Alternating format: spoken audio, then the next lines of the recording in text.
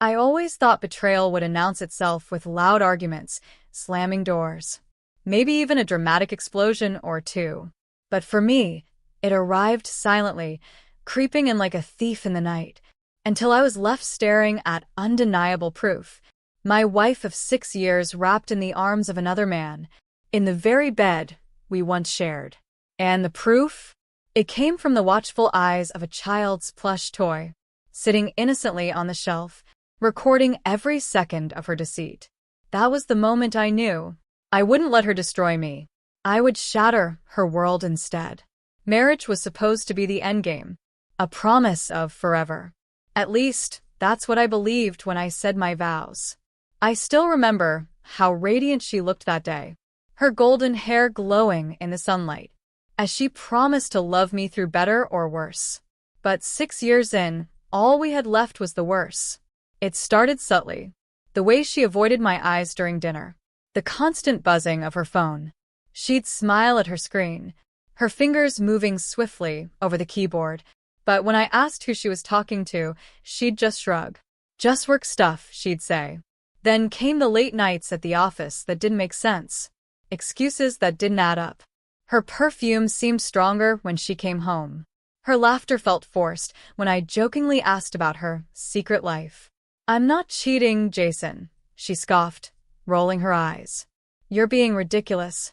But the doubt stayed, festering inside me. One evening, while cleaning the closet, I found an old stuffed giraffe, a silly gift I had given her early in our relationship. I held it in my hands, smiling at the memory of her laughter. Then an idea struck me. A desperate, irrational idea. If she wouldn't tell me the truth, I would uncover it myself. I ordered a small, hidden security camera online. It arrived in a plain brown box, no questions asked. The setup was simple. I carefully hollowed out a small space in the plush giraffe's neck, inserted the camera, and stitched it back up with care. "Back in action," I muttered, placing the toy on a high shelf in our bedroom. Weeks passed. Claire never noticed. The camera sat there, silently capturing everything. At first, there was nothing unusual, just the ordinary rhythm of our daily lives. Then one Friday night, while I worked a late shift at the hospital, I checked the feed, and my heart stopped. Claire was not alone. A tall, broad-shouldered man entered our bedroom with her. They laughed softly. He brushed his hand against her cheek. She kissed him with an intimacy I hadn't felt in years. I couldn't breathe. The next morning, Claire acted as if nothing had happened. She kissed me on the cheek, asked about my shift, and casually mentioned she'd be meeting old friends later that evening. Old friends. I swallowed the bitterness rising in my throat. The rest of the day passed in a fog, the footage playing in my mind over and over. The betrayal wasn't just in her actions, but in how effortlessly she lied to my face. I couldn't confront her. Not yet. I needed more. I started gathering evidence. Texts, receipts, footage from the hidden camera. Each piece of proof was another nail in the coffin of our marriage. But revenge isn't just about collecting weapons. It's about timing. Claire's birthday was approaching, and she wanted to throw a party at our house. A small gathering of family and friends.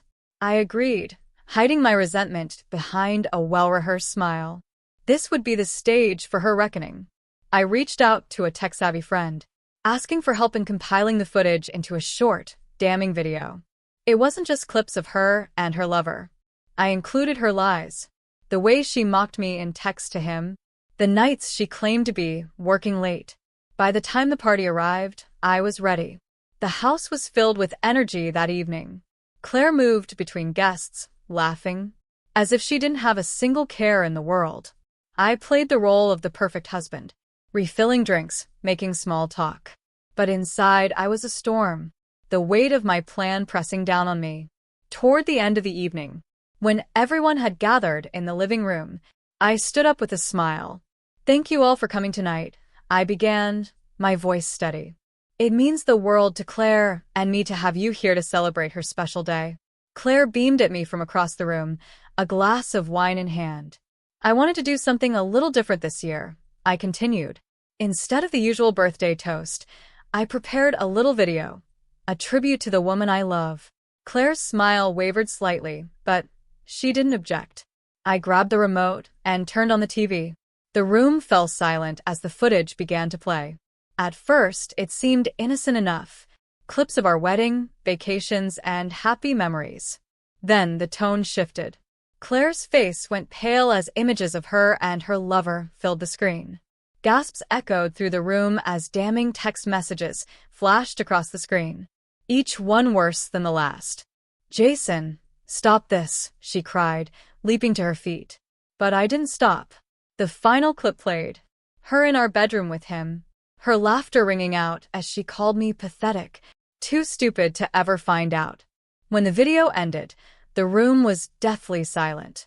Claire's family left without a word, their expressions a mix of shock and disgust.